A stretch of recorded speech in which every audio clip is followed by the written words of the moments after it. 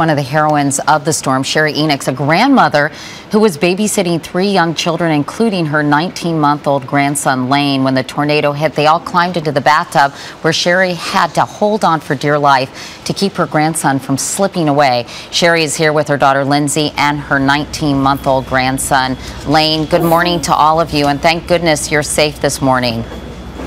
Good morning. Good morning. Sherry, let me start with you. I know, as we mentioned, you were babysitting Lane, another 19-month-old, and then a 3-year-old little boy as well. How much warning did you have before you were able to scoop the kids up and get in the bathtub? Well, I didn't have very long. I was watching out my bedroom window, and I seen it coming across the field, and I was on the phone with my daughter, and she told me, "Mom, you probably need to go take cover." And so I grabbed them up with a comforter and went and got into the bathtub and just sit in there until it got over. Oh my gosh, and I understand the wind was so powerful it actually started to lift Lane away and you had to hold on to him by his feet? Yes, yes. There was a gush of wind come through, and it just, you know, I just felt like that it was taking him, and I just grasped at him harder just to keep him there with me. What was it like being in the middle of, what was it like, Sherry, being in the middle of the storm? What did it feel like? What did it sound like?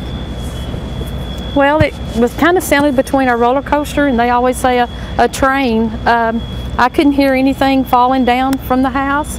I could just hear the tornado. I didn't hear any of the debris or anything. And what about the kids? How were they doing as this was all going on? Well, they were pretty quiet. I was kind of worried about Lane because he was, you know, not saying anything, and I had, you know, said his name, and he looked up at me, and after then I knew that he was okay, and I knew that the other children were fine. Lindsay, I can only imagine what it was like for you when you came up to your house, your grandmother's house, and you saw it pretty much destroyed. Tell me what that was like for you. It was horrible.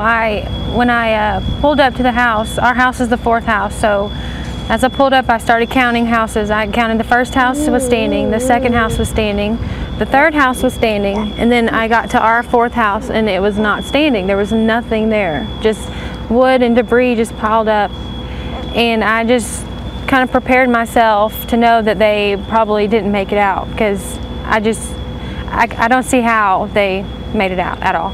And then when you discovered that they were safe, that your mom and son were safe, what was your reaction then? Just, honestly, I got angry for a second, but then I guess just all the emotions, it was just something I've never felt before, and then it was just so much joy after I found out that they were okay. I just couldn't believe it. I really didn't think that they were, but when the firemen told me that everybody in the house made it out safe, it was a miracle. And you found the 3-year-old boy you were babysitting, Sherry, walking around the debris after the twister had left. But all the kids are doing okay this morning? Yes, they are. They were covered, the little girl was covered in mud, and Lane had the mud up in his nose and in his face. I don't know how that happened. Now I think he heard the word nose, and now he's touching yours. Well, Sherry, Lindsay, and Lane Enochs, thank you all so much for talking with us. And again, we're so happy that you're safe and sound this morning. Thank you. Thank you. Thank you.